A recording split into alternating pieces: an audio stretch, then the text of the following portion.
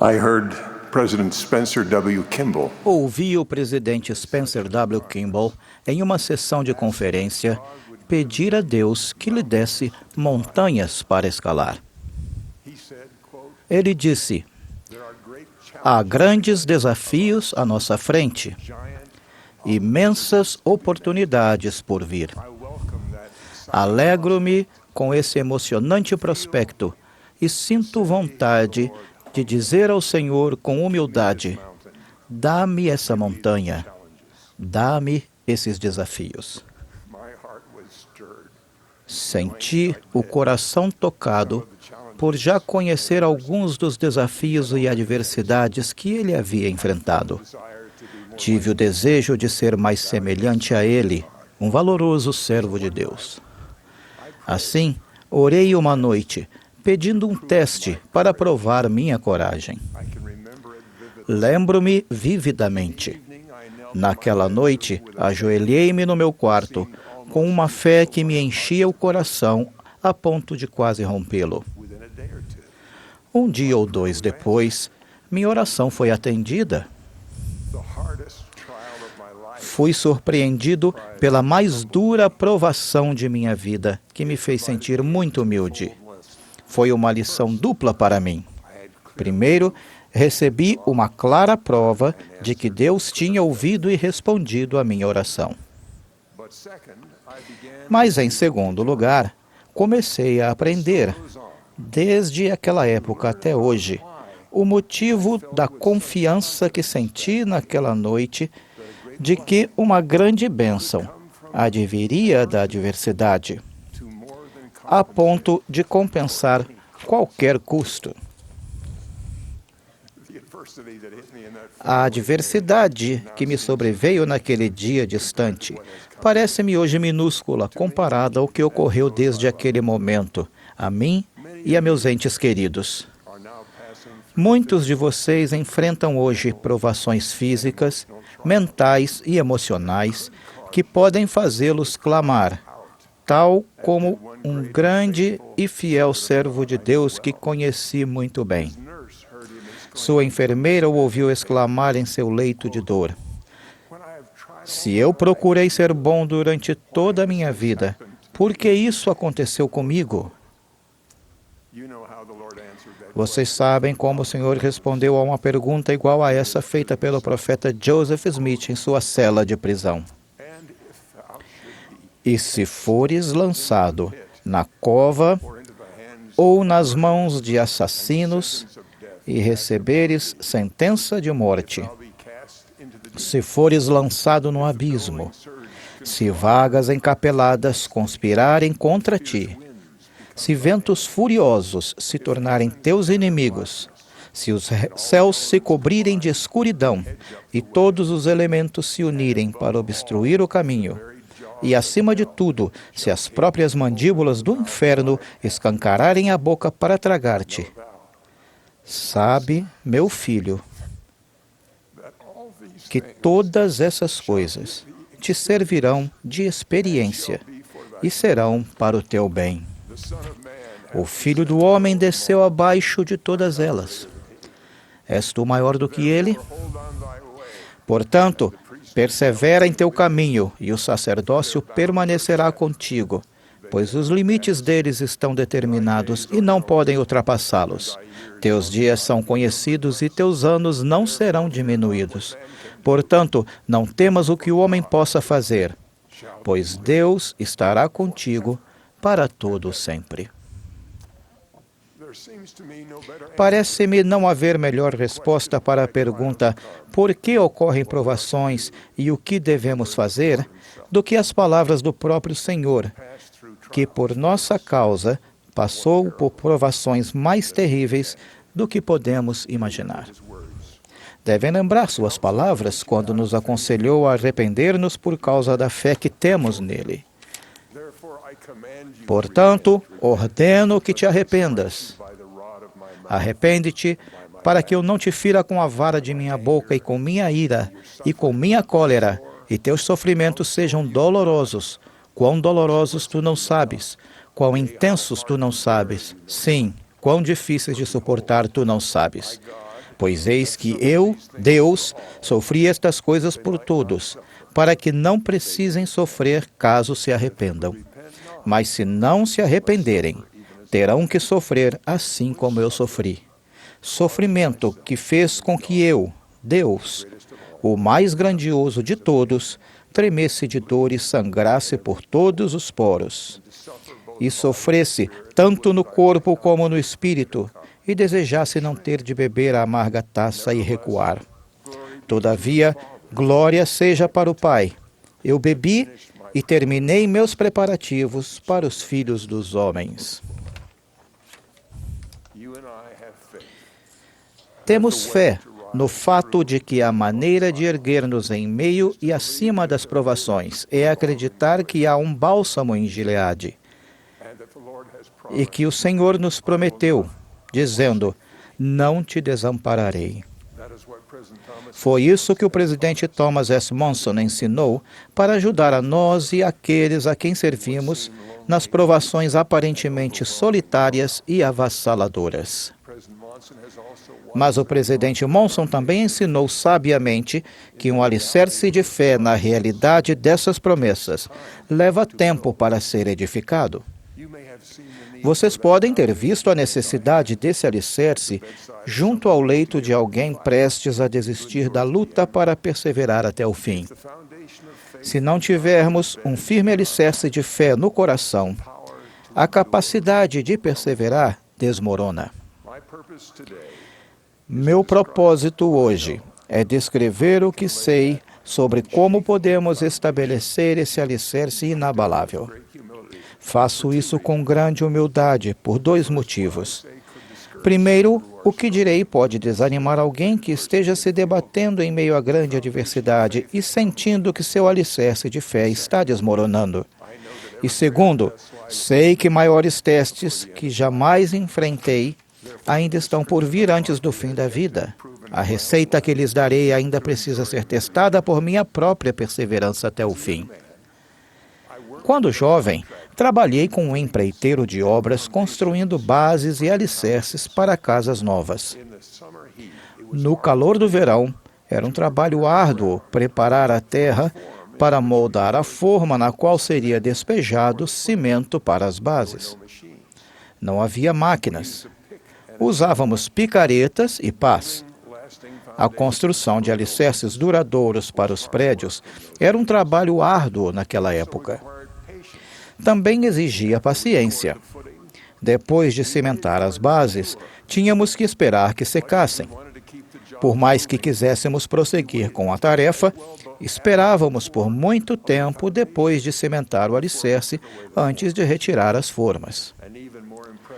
E o que mais me impressionava como pedreiro iniciante era o cuidadoso processo de introduzir barras de ferro na forma para fortificar o alicerce. Algo que me parecia tedioso e demorado. De modo semelhante, o terreno precisa ser cuidadosamente preparado para que nosso alicerce de fé suporte as tempestades que ocorrerão na vida de todos. Essa sólida base para um alicerce de fé é a integridade pessoal. Escolher constantemente o certo, sejam quais forem as opções colocadas diante de nós, cria um terreno sólido para amparar nossa fé. Isso pode começar na infância, já que toda alma nasce com a dádiva gratuita do Espírito de Cristo. Com esse Espírito, podemos saber quando fizemos o certo perante Deus e quando fizemos algo errado à vista dele. Essas escolhas e decisões, centenas na maioria dos dias, preparam o terreno sólido sobre o qual construiremos nosso edifício de fé. A estrutura de ferro em torno da qual será derramada a substância de nossa fé é o Evangelho de Jesus Cristo, com todos os seus convênios, suas ordenanças e seus princípios. Um dos pontos-chave para uma fé duradoura é julgar corretamente o tempo de maturação exigido. É por isso que foi insensato orar tão cedo em minha vida, pedindo montanhas mais altas para escalar e maiores testes. A maturação não acontece automaticamente com o passar dos dias, mas de fato exige tempo. O simples fato de ficarmos mais velhos não é o suficiente. É o serviço constante prestado a Deus e ao próximo, de todo o coração e alma, que transforma o testemunho da verdade em uma força espiritual inabalável. Quero encorajar aqueles que estão em meio a duras provações, que sentem que sua fé está fraquejando diante de tribulações implacáveis. As próprias provações podem ser seu meio de fortalecer e, por fim, adquirir uma fé inabalável. Moroni, filho de Mormon, no livro de Mormon, explicou como essa bênção pode acontecer. Ele ensinou a simples e doce verdade de que, quando colocamos em prática, mesmo que seja um pequeno broto de fé, isso permite que Deus a faça crescer. E agora eu, Moroni, quisera falar algo a respeito dessas coisas. Quisera mostrar ao mundo que fé são coisas que se esperam, mas não se veem. Portanto, não disputeis porque não vedes, porque não recebeis testemunho, senão depois da prova de vossa fé. Pois foi pela fé que Cristo apareceu a nossos pais depois de haver ressuscitado dentre os mortos. E ele não apareceu a nossos pais, senão depois que nele tiveram fé. Portanto, foi necessário que alguns nele tivessem fé, porque ele não se mostrou ao mundo. Mas em virtude da fé dos homens, mostrou-se ao mundo e glorificou o nome do Pai, e preparou um caminho pelo qual outros pudessem ser participantes do dom celestial e tivessem esperança das coisas que não viram. Portanto, também vós podeis ter esperança e ser participantes do dom, se tão somente tiverdes fé. A partícula de fé mais preciosa que vocês devem proteger e usar o máximo possível é a fé no Senhor Jesus Cristo. Moroni ensinou o poder dessa fé ao dizer: ninguém, em tempo algum, fez milagres antes de exercer fé. Portanto, primeiro creram no Filho de Deus.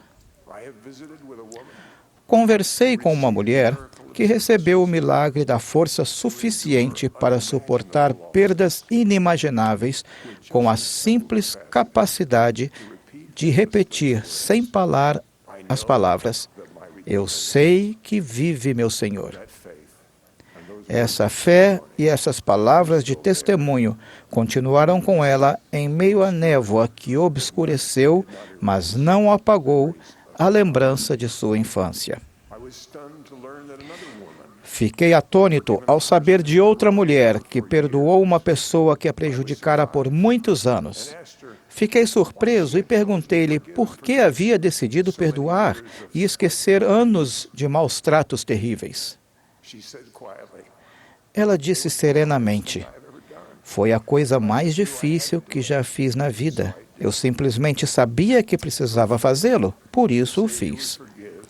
Sua fé no fato de que o Salvador perdoaria se ela perdoasse as pessoas preparou-a com um sentimento de paz e esperança ao enfrentar a morte, poucos meses depois de ter perdoado seu adversário que não se arrependera.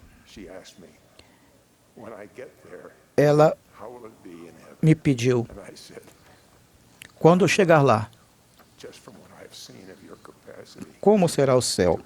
E eu respondi: sei, por sua capacidade de exercer fé, que será maravilhoso. Tenho outro incentivo para os que questionam se sua fé em Jesus Cristo será suficiente para que perseverem bem até o fim.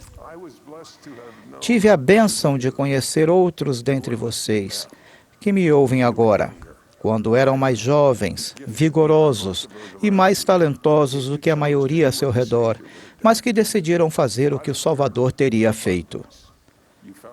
usando as muitas bênçãos que receberam, encontraram meios de ajudar e cuidar daqueles que talvez vocês teriam ignorado ou menosprezado do alto de sua posição na vida. Quando surgirem provações difíceis, a fé para suportá-las bem estará ali, tendo sido edificada, sem que vocês percebessem. Ao colocarem em prática o puro amor de Cristo, servindo o nosso semelhante e perdoando como o Salvador teria feito.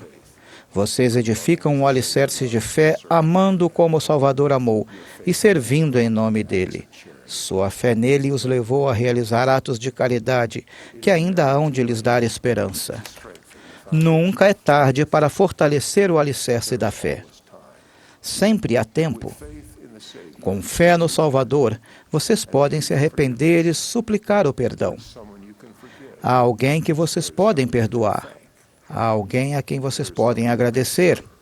Há alguém a quem vocês podem servir e elevar. Vocês podem fazer isso onde quer que estejam e por mais solitários e abandonados que se sintam. Não posso prometer um fim para a sua adversidade. Não posso garantir que suas provações lhes parecerão durar apenas um momento.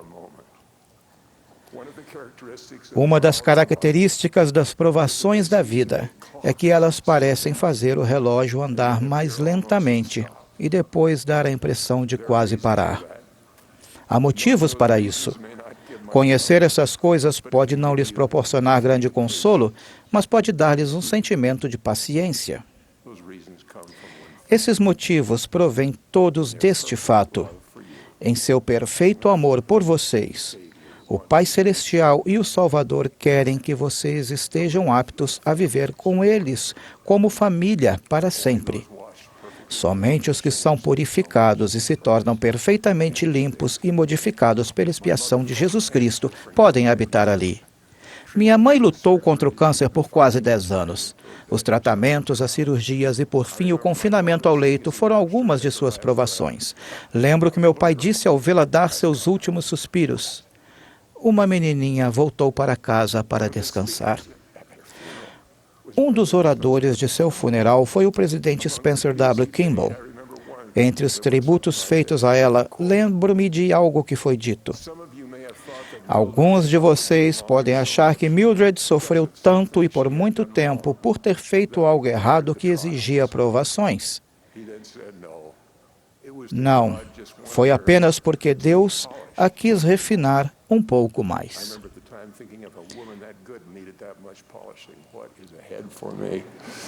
Eu pensava, se uma mulher boa como ela precisava de tanto refinamento, e quanto a mim, se tivermos fé em Jesus Cristo, os momentos mais difíceis, bem como os mais fáceis da vida, podem ser uma bênção.